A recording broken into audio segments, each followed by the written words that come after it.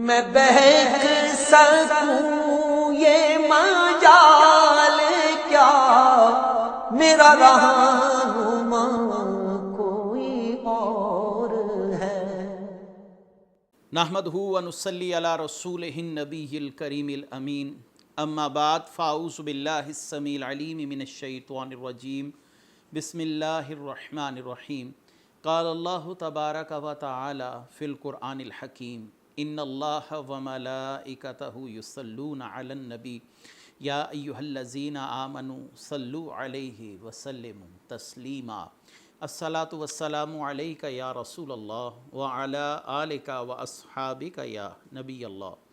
اللہ تعالیٰ کی بے حد و حساب حمد و ثنا حضرت محمد مصطفیٰ صلی اللہ علیہ وسلم اور آپ کے جمیع آل و اصحاب کی بارگاہ ناز میں درود و سلام کے نذرانوں کے بعد قابل صد تکریم و تعظیم میرے دینی اور یقینی دوستو، بزرگوں اور بھائیوں، بحمدہ تعالیٰ تفسیر اعجاز القرآن کے دروس کا تسلسل جاری ہے اور آج اسی تسلسل کو مزید آگے لیے چلیں گے، اور آج انشاءاللہ العزیز سورہ بنی اسرائیل کے 7ویں رکوع کی تفسیر بیان کی جائے گی، اور اس کے ساتھ ساتھ یہ 15ویں پارے کا بھی 7واں رکوع ہوگا۔ آیت کا نمبر شمار ہے 61۔ اللہ تبارک و تعالی ارشاد فرماتے ہیں، وَإِذْ قُلْنَا لِلْمَلَائِكَةِ اسْجُدُوا لِآدَمَ فَسَجَدُوا إِلَّا إِبْلِيسَ قَالَ أَأَسْجُدُ لِمَنْ خَلَقْتَ طِينًا۔ اور یاد کیجئے جب ہم نے فرشتوں سے فرمایا کہ وہ آدم کو سجدہ کریں تو ابلیس کے سوا سب فرشتوں نے سجدہ کیا۔ ابلیس نے کہا کہ کیا میں اس کو سجدہ کروں جس کو آپ نے مٹی سے پیدا فرمایا ہے۔ یہاں پر پھر اسی واقعے کو دوبارہ لایا گیا۔ اس حوالے سے ہم پہلے سورہ البقرہ کی تفسیر میں، سورہ الاعراف کی تفسیر میں، سورہ الحجر کے اندر اور اب سورہ بنی اسرائیل میں یہ مضمون دوبارہ بیان کیا جا رہا ہے۔ اللہ تبارک و تعالیٰ نے اس واقعے کو تاکید کے ساتھ متعدد مقامات پر بیان فرمایا کہ جب حضرت آدم علیہ السلام کی تخلیق ہوئی تو حضرت آدم علیہ السلام کی تخلیق کے فوراً بعد اللہ تبارک و تعالیٰ نے تمام فرشتوں کو حکم دیا کہ وہ سجدہ کریں، چونکہ فرشتوں کے گروہ میں یہ بھی شامل تھا ابلیس جس کا نام عزازیل بتایا جاتا ہے، اور اللہ تبارک و تعالیٰ کے حکم کی اس نے نافرمانی کی۔ یہاں پر علماء کرام نے ایک اہم سوال پر بھی گفتگو فرمائی ہے کہ اللہ تبارک و تعالیٰ نے فرمایا جب ہم نے سب فرشتوں سے کہا کہ سجدہ کریں تو شیطان یعنی ابلیس اس بات کا منکر ہوا، انکار کرنے والا ہوا، تو اس آیت سے ثابت ہوتا ہے کہ یہ ابلیس جو ہے یہ بھی فرشتوں میں شامل تھا، فرشتوں کے گروہ میں تھا۔ اللہ تعالیٰ نے فرمایا کہ ہم نے فرشتوں کو حکم دیا، تو لہٰذا ثابت ہوا کہ ابلیس کا شمار بھی فرشتوں میں ہوتا تھا اور یہ فرشتوں میں تھا۔ لیکن اس بات کا اگر تحقیقی طور پر جائزہ لیا جائے تو ہمیں قرآن کریم فرقان حمید میں سورہ الکہف کے اندر اس بات کی واضح تصریح ملتی ہے کہ ابلیس کا تعلق فرشتوں کے گروہ سے نہیں تھا، اگرچہ یہ فرشتوں کے گروہ میں شامل ضرور تھا۔ اپنی ریاضت، اپنے مجاہدے کی بنا پر اللہ تعالیٰ نے سورہ الکہف میں فرمایا وَقَانَ مِنَ الْجِنِّ، ابلیس کا شمار جنات میں کیا ہے قرآن نے اور اس کو جنوں میں سے قرار دیا۔ دوسرا اللہ تعالیٰ نے سورہ رحمان میں واضح طور پر فرمایا وَخَلَقَ الْجَانَّ مِن مَارِجٍ مِن نَار، ہم نے جنات کو آگ سے تخلیق کیا۔ اور یہاں پر بھی یہی مضمون بیان کیا جا رہا ہے کہ شیطان نے اللہ تبارک و تعالیٰ کے سامنے جو دلیل دی وہ کیا دی، خلقتنی من نار وخلقتہ من طین، کہ تو نے آدم کو مٹی سے پیدا کیا اور مجھے نار سے پیدا کیا۔ تو اس کا معنی یہ ہوا کہ ابلیس کا تعلق قوم جنات سے ہے۔ بہت سے لوگ جو اس بات پر انکار کرتے ہیں وہ کہتے ہیں کہ اللہ نے فرمایا کہ ہم نے فرشتوں کو حکم دیا، لہٰذا ابلیس کا شمار بھی فرشتوں میں ہی ہوتا تھا۔ لیکن قرآن کی یہ آیات واضح طور پر تصریح فرما رہی ہیں کہ ابلیس کا تعلق قوم جنات سے تھا۔ یہ اپنی ریاضت، اپنے مجاہدے کی بنا پر فرشتوں کے گروہ میں شامل ہوا، اور اللہ تبارک و تعالیٰ نے جو مجموعی طور پر حکم دیا وہ اس لیے کہ اغلب جماعت جو تھی وہ فرشتوں کی تھی، تو اللہ تعالیٰ نے فرمایا ہم نے فرشتوں کو کہا، چونکہ یہ فرشتوں میں شامل تھا لیکن فرشتہ نہیں تھا، اسی لیے اللہ تبارک و تعالیٰ نے اس گفتگو کو نقل بھی فرمایا اور ساتھ اس کا قول نقل کیا گیا خلقتنی من نار وخلقتہ من طین، کہ میں آگ سے پیدا کیا گیا ہوں۔ اور سیدہ عائشہ کی حدیث ہے صحیح مسلم میں کہ رسول اللہ صلی اللہ علیہ وسلم نے ارشاد فرمایا خلقت الملائکۃ من نور، اللہ نے فرشتوں کو آگ سے نہیں بلکہ نور سے تخلیق فرمایا۔ انسان کی خلقت مٹی کے ساتھ ہے اور جنات کی خلقت جو ہے وہ اللہ تعالیٰ نے آگ کے ساتھ فرمائی۔ تو یہاں پر اس واقعے کا دوبارہ تذکرہ کیا گیا۔ اللہ تعالیٰ نے فرمایا کہ سب سجدہ کرو۔ ہاں ابلیس اس بات کا منکر ہوا اور اس نے کہا کہ میں اس کو سجدہ کیوں کروں جس کو تو نے مٹی سے پیدا کیا۔ اصل میں یہ اس کی گفتگو بطور تحقیر ہے کہ جو مٹی سے پیدا ہوا یہ میرے لائق نہیں ہے یہ حکم کہ میں اس کے لیے سجدہ کروں، کیونکہ میں آگ سے ہوں اور آگ میں رفت ہے۔ یہ شیطان کا کہنا ہے۔ گویا اس نے تکبر کا اظہار کیا۔ اللہ تعالیٰ نے فرمایا ابا واستکبرا، اس نے انکار کیا اور تکبر کر گیا، وکان من الکافرین، اور اللہ تعالیٰ نے اسے کافروں میں سے منکرین میں سے کر دیا۔ اگلی آیت ہے قال ارایتک ھذا الذی کرمت علی لئن اخرتنی الی یوم القیامۃ لاحتنکن ذریتہ الا قلیلا۔ ابلیس نے کہا یہ بتائیے کہ جس کو آپ نے مجھ پر فضیلت عطا فرمائی، اگر آپ نے مجھے قیامت کے دن تک مہلت عطا فرمائی تو میں چند قلیل کے سوا اس کی تمام اولاد کی ضرور بر ضرور جڑ کاٹ ڈالوں گا، یعنی انہیں گمراہ کروں گا، انہیں اپنے ساتھ جہنم میں لے کر جاؤں گا۔ یہاں پر اس مہلت کا تذکرہ ہے جو ابلیس نے اللہ تبارک و تعالیٰ سے مانگی، اور اللہ تعالیٰ نے اسے روز قیامت تک مہلت دی ہے، جس کا تذکرہ اللہ تعالیٰ نے سورہ الحجر آیت نمبر 37 اور 38 میں فرمایا فَإِنَّكَ مِنَ الْمُنظَرِينَ إِلَى يَوْمِ الْوَقْتِ الْمَعْلُومِ، بے شک تو ان لوگوں میں سے ہے جنہیں مہلت فرما دی گئی، بے شک وقت معلوم تک تجھے مہلت دی گئی۔ یہ وقت معلوم ہے قیامت کی صبح تک، یعنی قیامت تک اس کو مہلت دی گئی ہے تاکہ جس کو گمراہ کرنا چاہے گمراہ کرے، اور جو اللہ کے نیک بندے ہیں ان پر اس کا زور نہیں چلے گا۔ یہاں پر ایک سوال ہے کہ بہت سے لوگ ایسے ہیں جو یہ سوالات بھی کرتے ہیں کہ بسا اوقات اولیاء کرام سے بھی گناہ کا صدور ہوتا ہے، صحابہ کرام سے بھی گناہ کا صدور ہوا، تو کیا وہ اللہ کے نیک بندے مقربین میں شامل نہیں ہیں؟ تو اس کا جواب یہ ہے، اور بہت سادہ سا جواب ہے، کہ یہاں پر غلبہ جو غلبہ ہے شیطان کا، اس سے مراد تسلط ہے جو ہمیشگی کی بنیاد پر ہو، یعنی تو نے ہمیشہ اپنا غلام نہیں بنا سکے گا۔ اگر بالفرض ان سے کسی قسم کی غلطی کوتاہی اللہ کی نافرمانی کا معاملہ ہو جائے تو وہ اس حالت پر قیام نہیں رکھتے، بلکہ اس سے واپس لوٹ آتے ہیں اور فوراً ہی اللہ کی بارگاہ میں رجوع کرتے ہیں، توبہ کرتے ہیں۔ اگر توبہ کی توفیق نہ ملے تو یہ اللہ تبارک و تعالیٰ کی ناراضگی کی علامت ہے۔ اگر آپ سے کوئی گناہ صادر ہو گیا شامت نفس سے تو آپ توبہ کر لیجئے۔ اللہ تبارک و تعالیٰ کو اپنے بندے کی توبہ سے اتنی خوشی ہوتی ہے جیسے کسی کی سواری کھو جائے اور وہ سواری اس کو دوبارہ ملے اور اس میں ایک زندگی کی نئی امید جاگ جائے، اور وہ شخص جتنی فرحت اور خوشی کا اظہار کرتا ہے، ایسے ہی اللہ تبارک و تعالیٰ کو اپنے بندے کی توبہ سے خوشی محسوس ہوتی ہے۔ اور اگر کوئی بندہ اپنے رب سے توبہ نہیں کرے گا تو پھر اس کے لیے کون سا دروازہ ہے؟ رسول اللہ صلی اللہ علیہ وآلہ وسلم نے توبہ کے متعلق متعدد احادیث بیان فرمائی، جن کا ہم گزشتہ دروس کے اندر وقتاً فوقتاً تذکرہ کر آئے ہیں۔ تو اللہ تعالیٰ نے فرمایا قال اذهب، کہ تو جا، تجھے اجازت ہے اور تو نے کیا کرنا ہے، پس تو جا۔ قال اذهب فمن تابعك منهم فإن جہنم جزاؤکم جزاء موفورا، کہ اللہ نے فرمایا جا، بس ان میں سے جو تیری پیروی کریں گے تو بے شک جہنم تم سب کی مکمل سزا ہے۔ یعنی جو مستقل تیری پیروی کریں گے کفار ہیں، مستقل پیروی کرتے ہیں، اللہ کی نافرمانی کا ارتکاب کرنے والے وہ لوگ جو توبہ کی حالت میں اس دنیا سے نہ جائیں اور اپنی اسی حالت پر قیام کیے رکھیں، تو ایسے لوگوں کے متعلق فرمایا گیا کہ بے شک جہنم تم سب کی مکمل جزا ہوگی۔ اللہ تعالیٰ نے گویا اس کو فرما دیا کہ تیری پیروی کرنے والے بھی تباہ و برباد ہوں گے، تو بھی تباہ و برباد ہوگا۔ اور اگلی آیت ہے کہ اب اس نے اللہ تبارک و تعالیٰ سے جو مہلت مانگی ہے، اس مہلت کے اندر اس کا جو طریقہ واردات ہے وہ کیا رہے گا؟ وہ ہے وَاسْتَفْزِزْ مَنِ اسْتَطَعْتَ مِنْهُمْ بِصَوْتِكَ وَأَجْلِبْ عَلَيْهِمْ بِخَيْلِكَ وَرَجِلِكَ وَشَارِكْهُمْ فِي الْأَمْوَالِ وَالْأَوْلَادِ وَعِدْهُمْ وَمَا يَعِدُهُمُ الشَّيْطَانُ إِلَّا غَرُورًا۔ اور تو ان میں سے جن کو اپنی آواز کے ساتھ گمراہ کر سکتا ہے گمراہ کر، اپنے سواروں اور پیادوں کے ساتھ ان پر چڑھائی کر، ان کے اموال اور اولاد میں شریک ہو جا، ان سے وعدے کرتا رہے۔ اور واقعہ یہ ہے کہ شیطان جو ان سے وعدے کرتا ہے وہ سب دھوکہ ہے۔ اب اللہ تبارک و تعالیٰ نے اس سے فرمایا وَاسْتَفْزِزْ مَنِ اسْتَطَعْتَ مِنْهُمْ بِصَوْتِكَ، تو انہیں اپنی آواز سے گمراہ کر سکتا ہے تو گمراہ کر۔ وَاسْتَفْزِزْ کا معنی کیا ہے؟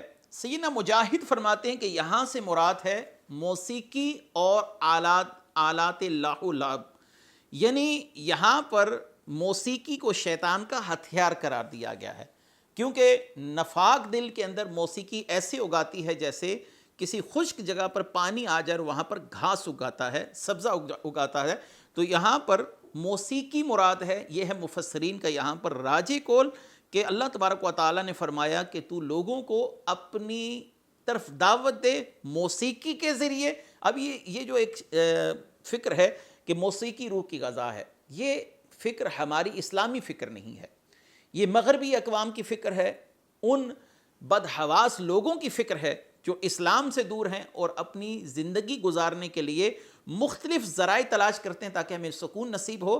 لیکن اللہ کے قرآن نے واضح طور پر کہا الا بذکر اللہ تطمئن القلوب، اللہ کے ذکر میں، اللہ کی یاد میں دلوں کا چین ہے۔ موسیقی روح کی غذا نہیں، اللہ کا ذکر روح کی غذا ہے، قرآن جو ہے وہ روح کی غذا ہے، رسول اللہ صلی اللہ علیہ وآلہ وسلم کا ذکر بھی اللہ ہی کا ذکر ہے۔ اگر ان کی اطاعت اللہ کی اطاعت ہے، ان کی نافرمانی اللہ کی نافرمانی ہے، تو پھر رسول اللہ صلی اللہ علیہ وسلم کا ذکر کرنا گویا یہ بھی اللہ کا ذکر کرنا ہے، تو رسول اللہ صلی اللہ علیہ وسلم پر کثرت سے درود شریف بھیجا جائے۔ تو یہاں پر ہے وَاسْتَفْزِزْ مَنِ اسْتَطَعْتَ مِنْهُمْ بِصَوْتِكَ، کہ تو انہیں غنا کے ساتھ، یہ جو ناچنے گانے والی عورتوں کی آواز ہے، آلات ہیں موسیقی کے، ان کو اس آیت کی تفسیر میں مفسرین کرام نے بیان کیا۔ تو معلوم ہوا کہ گانے والی عورت ہو، گانے والا مرد ہو، موسیقی ہو، موسیقی کے آلات ہوں، یہ سب شیطان کے ہتھیار ہیں انسان کے دل میں نافرمانی کا داعیہ پیدا کرنے کے لیے۔ کیونکہ موسیقی، رسول اللہ صلی اللہ علیہ وسلم نے اس حوالے سے بتایا کہ مجھے موسیقی کے آلات توڑنے والا بنا کر بھیجا گیا۔ اور ایک حدیث میں ہے کہ قیامت کے قریب جب میری امت موسیقی کو اپنے لیے جائز اور مباح قرار دے گی تو وہ وقت دور نہیں کہ اللہ تعالیٰ ان کے چہرے سوروں اور بندروں کی طرح مسخ فرما دے گا، نعوذ باللہ من ہذہ الخرافات۔ اور اللہ تعالیٰ نے فرمایا کہ تو ان پر حملہ کر اپنے لشکروں کے ساتھ اور ان کی اولاد میں حصہ ڈال۔ یہاں پر اولاد میں حصہ ڈالنے سے مراد کیا ہے؟ ان کے اموال میں شامل ہو جا۔ اموال میں شامل ہونے سے مراد ناجائز طریقہ کمائی ہے، سود ہو گیا، کسی شخص سے جھوٹ بول کر مال کما لیا، تو یہ شیطانی مال ہے جو آپ کے مال میں شامل ہوا۔ اور فرمایا ان کی اولاد میں شریک ہو جا۔ اولاد میں شریک ہونا کیا ہے؟ رسول اللہ صلی اللہ علیہ وسلم کی ایک حدیث کی طرف اگر ہم توجہ کریں تو جب کوئی شخص اپنی اہلیہ سے مجامعت کرے، اس کا قرب اختیار کرے، اس کے قریب جائے، تو ایک دعا ہے جو مسنون دعا ہے، اللہم جنبنا الشیطان وجنب الشیطان ما رزقتنا بہ۔ تو رسول اللہ صلی اللہ علیہ وسلم نے فرمایا کہ جب کوئی شخص یہ دعا کر لیتا ہے تو ان میاں بیوی کی اس مجامعت کے مرحلے کے اندر، اس مباشرت کے اندر شیطان اپنا حصہ نہیں ڈال سکتا، شیطان اللہ تعالیٰ اس کو دور فرما دیتا ہے، اور اللہ تبارک و تعالیٰ اس دعا کی برکت سے میاں اور بیوی دونوں کی حفاظت فرماتا ہے شیطان کی دخل اندازی سے۔ تو وہ اولاد جو اس طریق پر پیدا ہو اس کو شیطان کی اولاد کہا جاتا ہے، یا اس کو شیطانی ذریت سے تعبیر کیا جاتا ہے۔ اور اللہ تبارک و تعالیٰ نے فرمایا کہ پھر شیطان وما یعدہم الشیطان الا غرورا، اور شیطان کا وعدہ جو ہے وہ دھوکہ ہے۔ وہ دلوں میں امید پیدا کرتا ہے کوئی بات نہیں، اللہ معاف کر دے گا، کوئی بات نہیں، اتنی سی بات سے کیا انسان کا بگڑتا ہے، وغیرہ وغیرہ، انسان کے دل میں ایسے خیالات پیدا کرتا ہے۔ تو اللہ تبارک و تعالیٰ نے قرآن میں فرما دیا، کیا فرمایا؟ سورہ ابراہیم آیت نمبر 22 میں، ان اللہ وعدکم وعد الحق، اور اللہ کا وعدہ وعدہ حق ہے، وعدتکم فاخلفتکم، اور شیطان کا جو وعدہ ہے وہ اس کی خلاف ورزی کرنے والا ہے۔ اگلی آیت ہے، اللہ نے فرمایا انی عبادی لیس لک علیہم سلطان وکفی بربک وکیلا، بے شک میرے مخلص بندوں پر تیرا کوئی تسلط نہیں ہوگا، تیرا رب ان کی حفاظت کے لیے کافی ہے۔ یہاں پر انبیاء علیہ السلام کا گروہ سب سے پہلا گروہ ہے جو کہ معصوم عن الخطا ہیں. اللہ تبارک و تعالیٰ ان کے قلوب، ان کے اذہان، ان کی سوچ، ان کی فکر، ان کی عملی زندگی ہر طرح سے حفاظت فرماتا ہے. نبی گناہ کبیرہ اور صغیرہ دونوں سے پاک ہیں، اعلان نبوت سے پہلے بھی اور اعلان نبوت کے بعد بھی. اب اس کے بعد آ جاتا ہے صالحین کا دوسرا گروہ. آپ اس کو اولیاء کرام کہہ دیں، صدیقین کہہ دیں، یا اللہ کے جن مقرب بندوں سے بھی آپ نے تعبیر کرنا ہے. تو اللہ تعالیٰ نے فرمایا اِنَّ عِبَادِي لَيْسَ لَكَ عَلَيْهِمْ سُلطان، تیرا ان پر غلبہ نہیں. یہ معنی نہیں ہے کہ وہ معصوم عن الخطا ہو جائیں گے. معصوم تو صرف انبیاء کی ذات ہے. اس کا معنی یہ ہے کہ پہلی بات تو ان سے گناہ ہوگا نہیں. اگر شامت نفس سے گناہ ہو جائے تو فوراً توبہ کی توفیق پا لیں گے، اس حال پر قائم نہیں رہیں گے، واپس لوٹیں گے. اور توبہ کا معنی ہوتا ہے اللہ کی ناپسندیدہ جگہ سے اللہ کی پسندیدہ جگہ کی طرف آنا. تو وہ اللہ کی ایک ناپسندیدہ جگہ سے یعنی گناہ کی حالت سے پسندیدہ جگہ یعنی توبہ کی طرف رجوع کرتے ہیں، اور فوراً ہی اللہ تبارک و تعالیٰ کی بارگاہ میں اپنے اس گناہ پر اظہار ندامت کرتے ہیں کہ یا اللہ ہم سے یہ گناہ ہو گیا. تو لہٰذا اگر کوئی شخص یہ کہے کہ ان پر اللہ نے فرمایا کہ میرے بندوں پر تیرا زور نہیں ہے، تو پھر وہ گناہ کیوں کرتے ہیں؟ صحابہ سے گناہ کیوں ہوئے؟ یا اہل بیت میں سے اگر کسی سے کوئی گناہ ہو گیا وہ کیوں ہوا؟ اولیاء کرام سے جو گناہ ہوتے ہیں وہ کیوں ہوتے ہیں؟ تو اس کا جواب سادہ سے ہے کہ وہ اس حال پر قائم نہیں رہتے. اللہ تعالیٰ نے توبہ مقبول کی توفیق عطا فرماتا ہے. ربکم الذی یسجی لکم الفلک فی البحر لتبتغوا من فضلہ انہ کان بکم رحیما. تمہارا رب وہ ہے جو تمہارے نفع کے لیے سمندر میں کشتیاں چلاتا ہے تاکہ تم ان کے فضل کو تلاش کرو، بے شک وہ تم پر مہربان ہے. اللہ تبارک و تعالیٰ نے یہاں پر شیطان کے تذکرے کے فوراً بعد ہی اپنی کریمی، اپنی ربوبیت کا تذکرہ فرمایا. اے بندے، میری نافرمانی کرنے سے پہلے یہ تو دیکھ تیرے رب نے تجھ پر کتنا احسان کیا. سمندروں کو چیر کے تیرے لیے راستے بناتا ہے تاکہ تو رزق کی تلاش میں دائیں بائیں، مشرق مغرب، شمال جنوب جا سکے، خود اپنی کفالت کر سکے، اپنے بچوں کا پیٹ پال سکے. وہ رب جو تیرے رزق کا کفیل ہے، تو اس کی نافرمانی کیوں کرتا ہے؟ آگے فرمایا وَإِذَا مَسَّكُمُ الضُّرُّ فِي الْبَحْرِ ضَلَّ مَن تَدْعُونَ إِلَّا إِيَّاهُ فَلَمَّا نَجَّاكُمْ إِلَى الْبَرِّ أَعْرَضْتُمْ وَكَانَ الْإِنسَانُ كَفُورًا. اور تمہیں جب سمندر میں کوئی ضرر پہنچتا ہے تو اللہ کے سوا جن کی تم عبادت کرتے ہو وہ سب تمہارے دماغ سے نکل جاتے ہیں. پھر جب اللہ تمہیں خشکی کی طرف لے آتے ہیں تو تم اللہ سے منہ موڑ لیتے ہو، اور انسان ہے ہی ناشکرا. مشرکین مکہ جب سمندر کی لہروں اور تھپیڑوں میں پھنستے تھے، کہیں جا رہے ہیں اور کسی بھنور میں پھنس گئے، کوئی طوفان، کوئی کشتی ان کی ایسی صورتحال میں آ گئی کہ اب ان کو جان کے لالے پڑ گئے، تو وہ اللہ کی پناہ مانگنے لگے. لیکن جب باہر آتے تھے تو پھر اللہ تعالیٰ کے ساتھ بتوں کو شریک ٹھہراتے تھے. ایسے ہی ایک واقعہ جو سیدنا اکرمہ بن ابو جہل کے اسلام لانے کا سبب بنا. اکرمہ بن ابو جہل کا یہ واقعہ امام ابن حجر عسقلانی نے اپنی کتاب الاصابہ کے اندر بیان فرمایا کہ کیا ہوا کہ اکرمہ فرماتے ہیں کہ ایک روز میں کشتی پر سفر کر رہا تھا اور کشتی ایک خطرناک طوفان کے اندر پھنس گئی اور بھنور کے اندر ہماری کشتی آ گئی. اور کشتی میں میرے ساتھ لوگ موجود جو تھے وہ یہ کہنے لگے کہ آج اگر ہمیں کوئی بچا سکتا ہے تو وہ صرف اللہ تعالیٰ کی ذات ہے. تو میں نے دل میں سوچا اگر سمندر میں اللہ تعالیٰ ہمیں نجات دے سکتا ہے تو خشکیوں پر بھی وہ ہمیں نجات دینے پر قادر ہے. میں فوراً نبی کریم صلی اللہ علیہ وسلم کے پاس آیا اور میں نے اسلام قبول کر لیا. معلوم ہوا کہ مشرکین سمندر کے تھپیڑوں میں، طوفانوں میں، بھنوروں میں پھنسنے کے بعد اللہ ہی کو پکارتے تھے، لیکن جب وہاں سے باہر نکلتے تھے تو اللہ تبارک و تعالیٰ کے انکاری ہو جاتے تھے، یعنی اللہ کے ساتھ شرک کرتے تھے. اللہ تعالیٰ نے آگے اسی بات کا تذکرہ فرمایا افا امنتم ان یخسف بکم جانب البر او یرسل علیکم حاصبا ثم لا تجدوا لکم وکیلا. کیا تم اس سے بے خوف ہو کہ اللہ تمہیں خشکی کی زمین میں دھسا دیں یا تم پر پتھراؤ کرنے والی آندھی بھیج دیں پھر تمہیں کوئی بچانے والا نہیں؟ یعنی اب تم خشکی پر آ گئے تو اللہ کو بھول گئے. مشرقین کی عادت یہی رہی ہے کہ وہ جب سمندری آفات و بلیات میں پھنستے تو اللہ کو پکارتے، بلند آواز سے اللہ کو پکارتے یا اللہ ہمیں بچا لے. لیکن جب باہر آتے تو پھر اللہ تبارک و تعالیٰ کے ساتھ شریک ٹھہراتے. اللہ تعالیٰ نے فرمایا کہ سمندر کے تھپیڑوں سے بچنے کے بعد تم یہ گمان کرتے ہو کہ لوگ بتوں کو میرا شریک بنا کے خشکی کی جو صورتحال ہے اس پر محفوظ رہو گے. یہ بات تم اپنے ذہن سے نکال دو. اللہ تعالیٰ خشکی پر بھی تمہیں عذاب دینے پر قادر ہے، تمہیں چاہے زمین کے اندر دھنسا دے، چاہے تم پر پتھروں کی بارش کر دے. یہ سارے معاملات جو تم نے خود فریبی سے بنا رکھے ہیں، سمندروں میں اللہ کو یاد کرتے ہو، باہر آ کر بھول جاتے ہو اور یہ سوچنا چھوڑ دیتے ہو اب ہمیں کون عذاب دے سکتا ہے، ہم تو خشکی خطے پر پھر رہے ہیں، تو کیا دوسری اقوام کو اللہ تبارک و تعالیٰ نے خشکی کے خطوں پر عذاب نہیں دیا؟ ان کی بستیاں خشکی کے خطوں پر پلٹ نہیں دی گئیں؟ اور اللہ تبارک و تعالیٰ نے کیا ہواؤں سے ان لوگوں کی قوموں کو تباہ و برباد نہیں کیا؟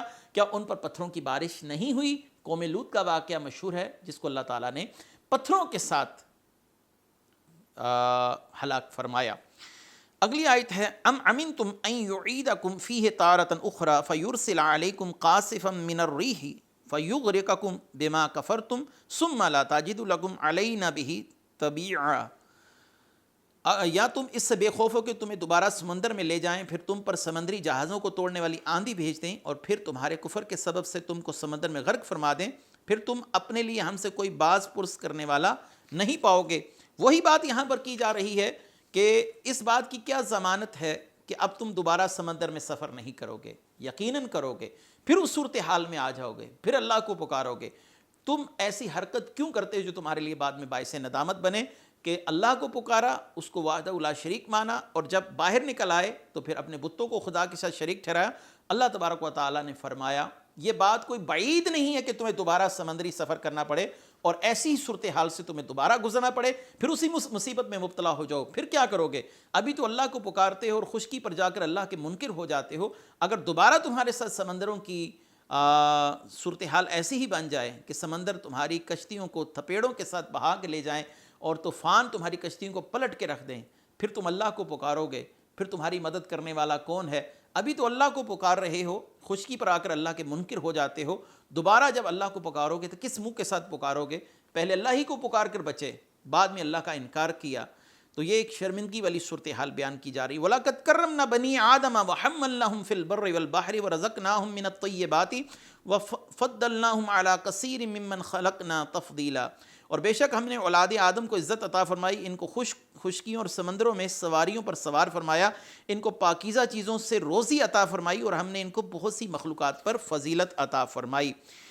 یہ جو آیت ہے کہ ہم نے انسان کو فضیلت عطا فرمائی، اس کی ایک تفسیر کی گئی انسان کو اپنا مافی ضمیر سمجھانے والا بنایا، انسان کو زبان جیسی نعمت دی جسے وہ بات کر کر دوسرے کو اپنا عقدہ سمجھا سکتا ہے، اپنے اظہار خیالات کر سکتا ہے، زبان سے وہ اللہ کی تلاوت قرآن کی تلاوت کر سکتا ہے۔ ایک تو تفسیر یہ کی گئی کہ ہم نے انسان کو زبان کے ساتھ مشرف فرمایا، زبان ایک بہت بڑی نعمت ہے اگر اس کا صحیح استعمال کیا جائے۔ اور اللہ تبارک و تعالیٰ نے فرمایا کہ ہم نے تمہیں خشکیوں اور تریوں میں سواریوں پر سوار کیا۔ اگر آپ دیکھیں کہ ہاتھی سے لے کر گھوڑے تک اور خچروں تک اور گدھے تک یہ تمام مخلوقات انسان سے قوت میں قوی ہیں، لیکن انسان صاحب عقل ہے، انسان صاحب شعور ہے، اور ان چیزوں پر اللہ تعالیٰ نے انسان کو قدرت دی ہے، انسان کے کنٹرول میں کیا۔